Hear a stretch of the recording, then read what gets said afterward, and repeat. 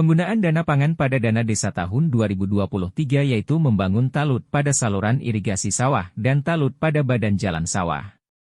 Salah satu tujuan dari pembangunan talut di jalan sawah adalah agar jalan tani tidak rusak dan batu atau tanah tidak jatuh ke dalam sawah masyarakat.